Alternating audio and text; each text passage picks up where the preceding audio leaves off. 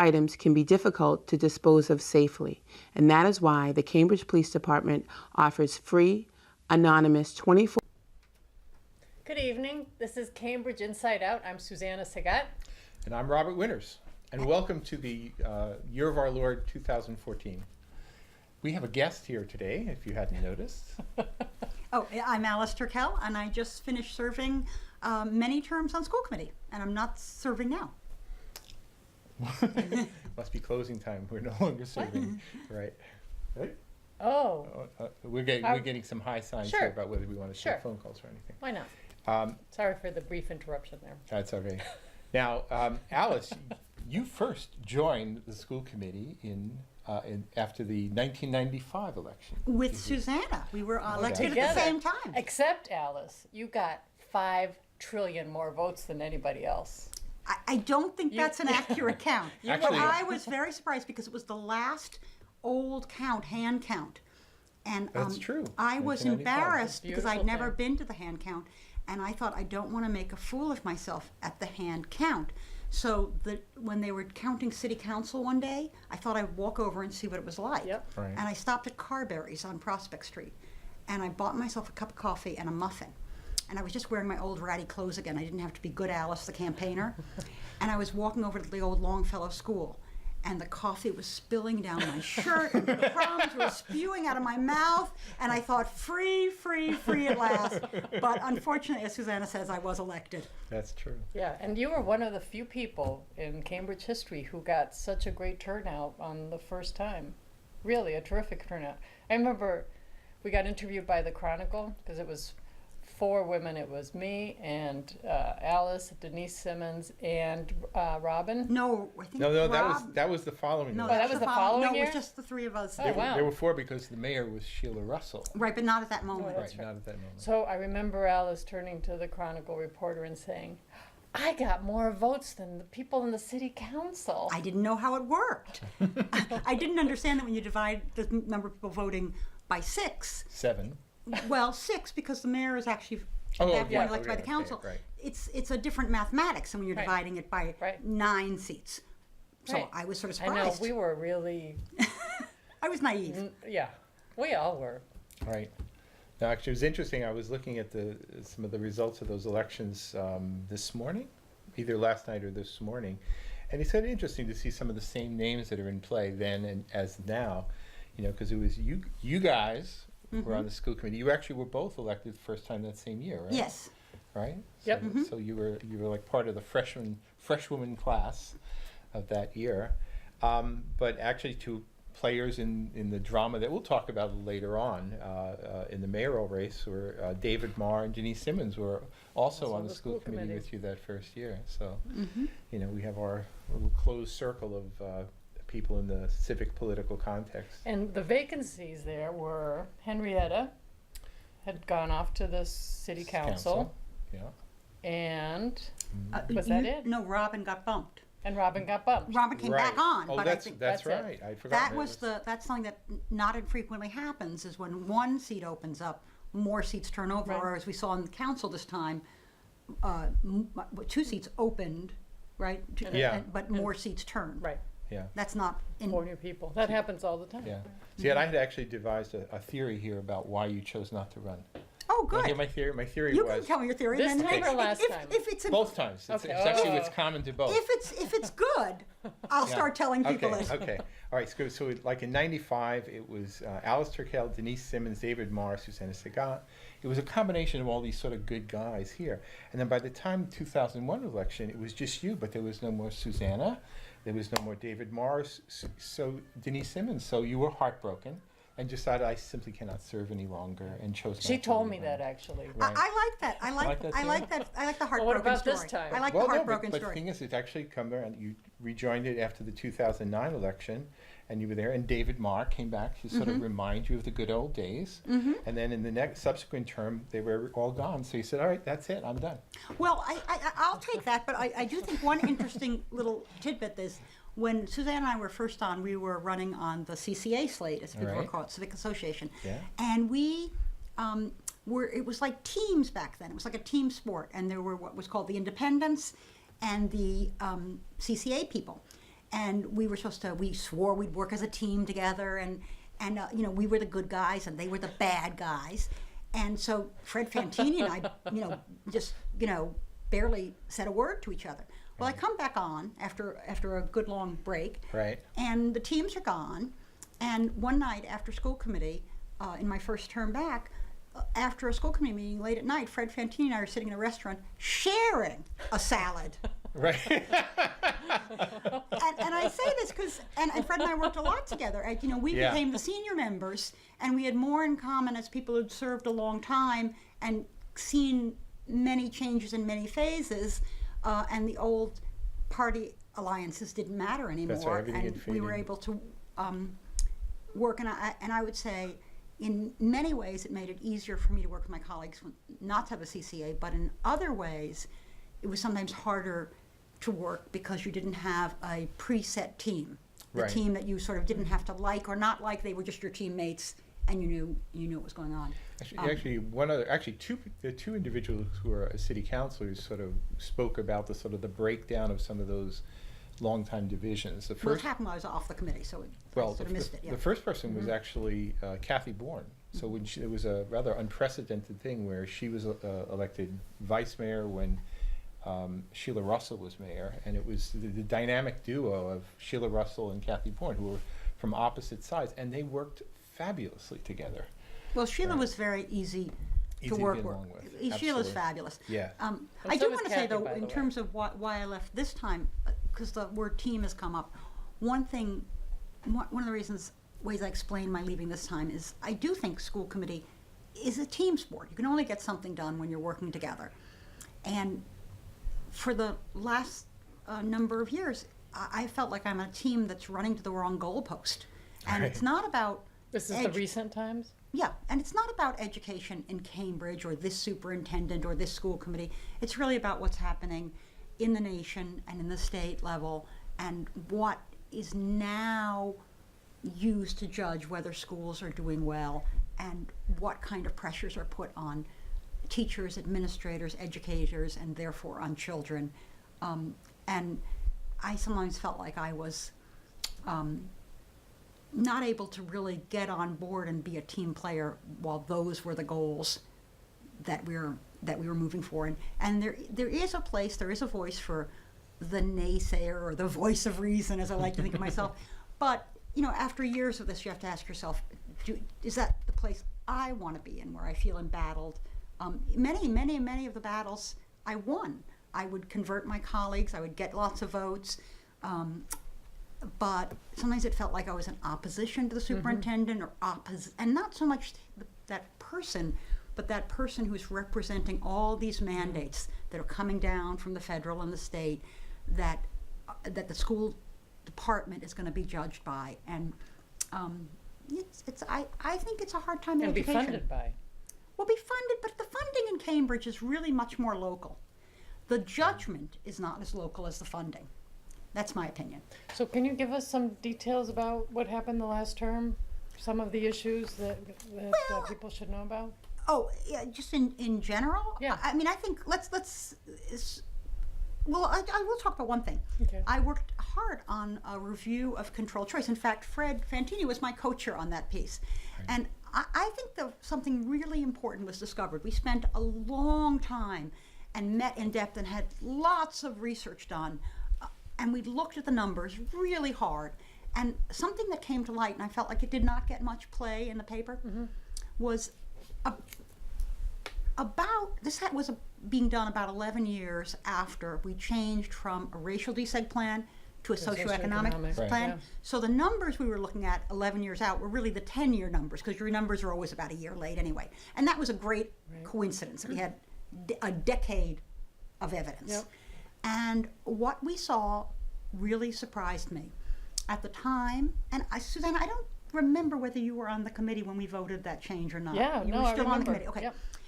At the time, I don't know if you recall, but I was fighting to maintain race in the plan. Right, and Uh, I was, Denise remember and that Chris Lydon interviewed us. Yes, that you're you right. were on one side and I was on the other. Well, no, that was earlier, if I recall correctly, and that was when I was saying we should use socioeconomics. But later, when we were actually doing it, it had come down to a recommendation from the team that we had hired that we change, not add socioeconomics, but remove race. And I was very much against that. I see. I thought that if we switched from a racially based plan to a socioeconomically based plan, we become better balanced socioeconomically and less racially, as we were under a racial plan, better balanced racially and less socioeconomically. That's So what how I thought. did it turn out? Surprise, surprise, surprise. Dramatic improvement on both counts. Wonderful. Dramatic. So the district is far, far more, Great. far higher number of the children are in socioeconomically balanced schools. Yep. And by balance, we mean within 10% of the district's balance.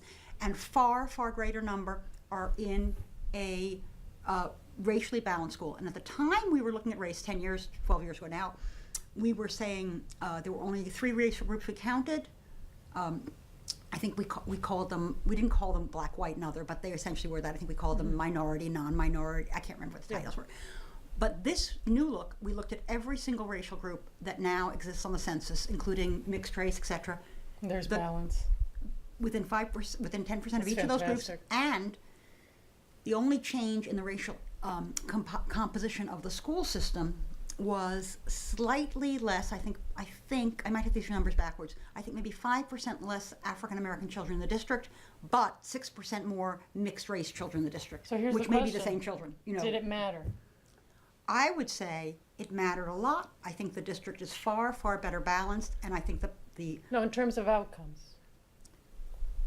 So people, it's well, I more think an balanced, outcome is. but are going to school. educational disparities? Well, here's gone? the thing. Educational disparities certainly still exist. And what you see with all of the big moves, I believe, the school system has made, whether it was this one or whether it's something like removing choice at the high school or when we close schools, you know, all these very big moves, what we see is in every case, the test scores keep going up. However, they also go up when we don't do these things. They just sort of steadily climb up. Now, as an outsider, I would take from that maybe it's actually forces that are beyond simply policies set by school committee or city council, whatever, that are really behind some of the changes then too. Well, and I also think that because testing has become such a big piece of how schools are measured, that there's more and more focus on the testing, and that the scores go up when you focus on something. You can do better on it. The tests are also no longer new. People understand them And can and teach to them better? Can teach them better. Unfortunately. Unfortunately, I don't think that's necessarily a positive thing, but it winds up being this big measure of things. Like when Susana said, "Well, are the outcomes better?" You leap to this idea of looking at the test scores, and I'm saying the test scores have not been a very good indicator of response to changes. And none of those changes made it dip down and look horrible, but. Yeah.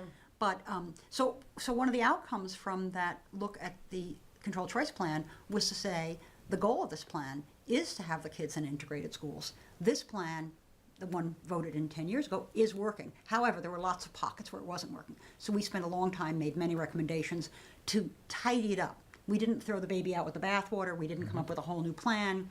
And one of the results of one of the small policies we did was we're now beginning to see better integration in the immersion schools. The kindergarten teachers at the Amigo school said they have not had as diverse a classroom, both in terms of language ability, kids coming in speaking Spanish and English, and mixed economics. So we were tidying up pieces, so that was a very important piece of work, and it was one of those pieces of work where the good news was we didn't have to rethink the whole thing. The good news was a good decision had been made Right. 10 years ago. It's excellent. So what other issues have happened? What's come up? Well, I think the biggest piece, and I'm speaking not so much in the last term, but these last 4 years, was the change to a system that has, now you can call it upper schools, you can call it middle schools, you can call it... It's really a hybrid Right. model. Well, but we now have, most of our children go to school in a structure that is junior kindergarten through 5th grade. Right. Most of them go then to a structure that is 6th to 8th grade with children from other JK5 schools, so 2 or 3 schools merged together. Yep. There is the Amigo School, which is still K-8, but the district is largely not that way. And that's a And then very 9 to big. 12. And 9 to 12, which is not a change. Right. We've always had a 9 to 12 that's been a separate building where everyone in the city has gone together. Right. So that is a big change, and I think the jury is still out. So that's about a year and a half in place now? It's been in place a year and a half, and I think time will tell on any change like that. Personally, I'm not in favor of the division and other transition for children, but we will see. I think it's early to judge it. So far, it's getting, I think, a mixed review, but it's hard to judge how much of the mixed review is because of what's really happening in the schools and how much of it is a response to change and adjustment and people doing something for the first time new and trying to work out the kinks and make it go smoothly. So, Well, but the question is as the children leave the lower schools, are families pulling them out by the time it's time to go to the upper schools, or are they staying and trying it out?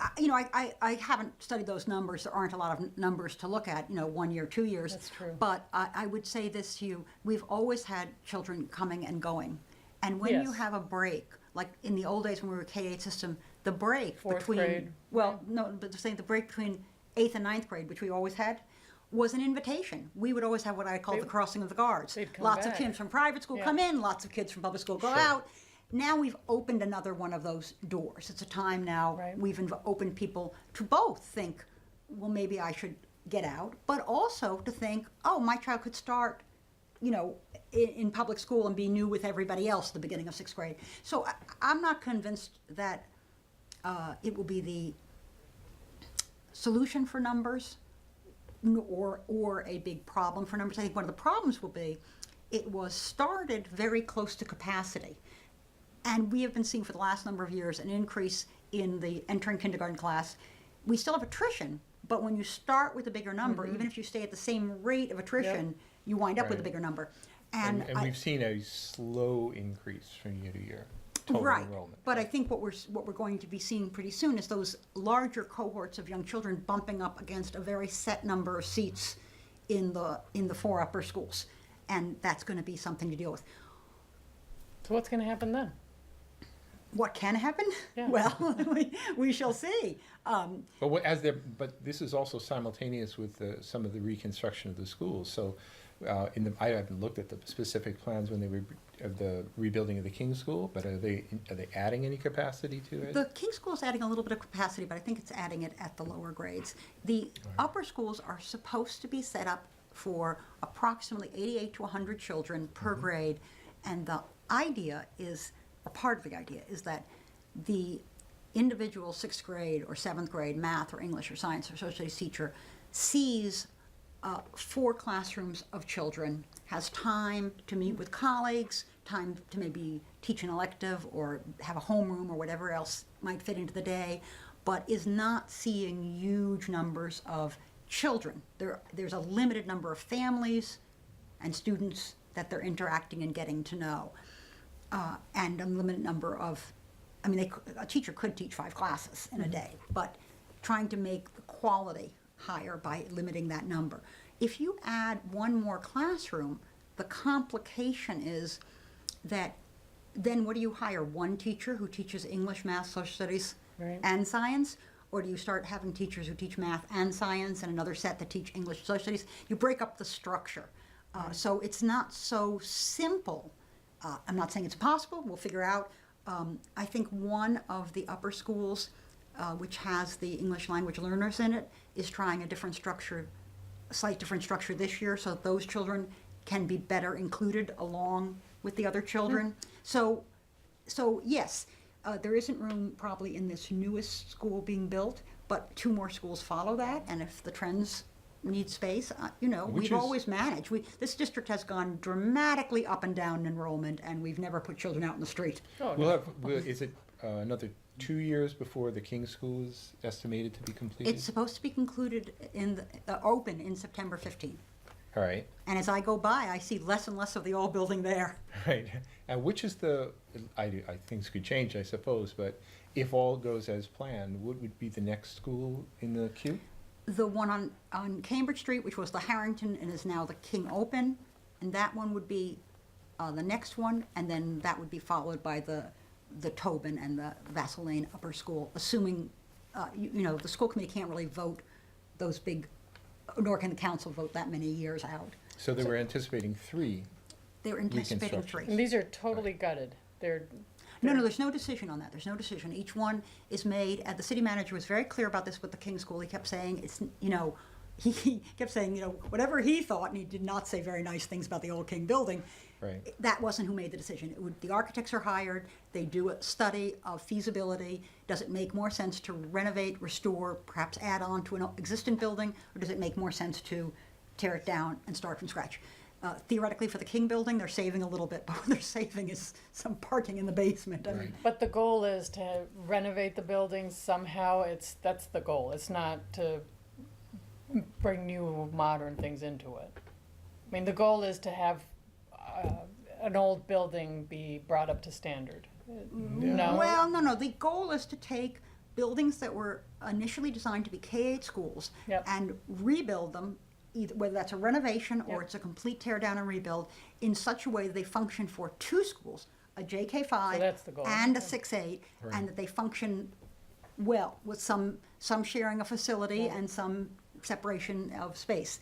In the new building, the King, they have separate entryways. They have one big entry, I don't know what you want to call it, plaza. Yep. But the children will go in separate doors. There are some corridors that are distinctly younger grade students, some corridors older grade students, some shared facilities, like you can imagine, library, cafeteria, those kind of Sure. things shared. But the school building very much designed to house 2 schools that could operate independently, 2 offices. So when you come in, where you would sign in a child or take them out, or the principal would be The 2 principals, right? the 2 principals. Excuse me. Yeah. Well, the 1 principal and the 1 head of upper school. Yeah. Right. Now, these reconstructions, these are not inexpensive items. These are No, sort not of in on the- Cambridge. Right. But they're, with the King is sort of on the order of 100+ million. You know what? I think you're right, but I'm not going to, don't quote me, because I'm not looking at the numbers, and I certainly didn't study up And on we're that. paying for it ourselves, right? Yes. That's the big Right. deal. Yes, I think one thing to know, in the history of Cambridge, or the somewhat recent history, when schools like the Haggerty, the Moores, the then Agassiz, now Baldwin, when those schools were renovated, Cambridge was able to get quite a lot of the state funding. And some of the schools, we got a very heavy amount of state funding because we were a desegregated school, and the school building fund was designed in such a way to encourage desegregation, and we got very generous funding. The city paid a small portion of the It's cost. like a dime on the dollar, right? It's like, I think it was somewhere between 85 and 90%, but I don't, Yeah. I'm not going to get Right. exact on that. No, that's But what I Don't remember. tell the public. yeah, don't tell on TV. But anyway, Well- but now the city is footing the entire bill. right. And in addition to the schools we're talking about, which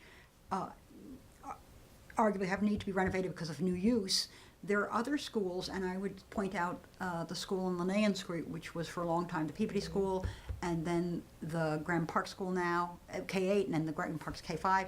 I think you might remember, Susana, when we were on almost 20 years ago, people were talking about how that school was in need Oh, of definitely. renovation. And so some schools keep getting pushed to the back of the queue, and it is my belief that by the time these 3 are complete, that there'll be another school lined up behind Oh, them. there should be. So it's not all about the middle schools. They're just the elementary school programs as well. Right. Well, right now it's Right. about the middle schools and the elementaries. And those elementaries that go into one of those shared facilities will have a new facility also. Right. Exactly. Can you talk a little bit about extended day? What's happening with that? We can talk about it, but I can't say too much because we don't what want- I do just the know, I public know stuff. from being in executive session of school Oh, committee, I okay. can't No, talk we about don't want that. But I can say that it was put forward. I mean, is in- it over? Are we anywhere with that? Let me say, when I left school committee, we had not yet come to an agreement with the teachers union. Our bargaining team and their bargaining Yep. team had not yet come to an agreement for another contract to be put out for a vote. The way it works is first it goes out to the faculty and they vote, and then the school committee votes. It's much easier to keep the school committee in line. We're talking about 6 people with the mayor 7. We can sit in a little room and get an update. The teachers are hundreds of teachers. They're represented by a bargaining team, as the school committee is represented by a bargaining team. I think, now it's like, you'd like to be able to say that you could see it coming, but I don't think we saw it coming, that the teachers would vote down that contract Right. after their bargaining team had negotiated it. So, Well, my question to you is, and we might have to ask you to come back after Yeah. our break to talk about that and about the mayor's race and very exciting stuff. So the question is, when I had my kids in school, I needed to put them in after-school programs, which they really helped me a lot. The kids loved it. By making an extended day, what happens to those after-school programs? Has Well, that been factored in? factored in is a different question, but there has been a lot of voice from the after-school community. They have a lot of concerns. They have concerns that if their programs are shorter, because there's the extended day were to happen wouldn't actually be as long as school and after school together.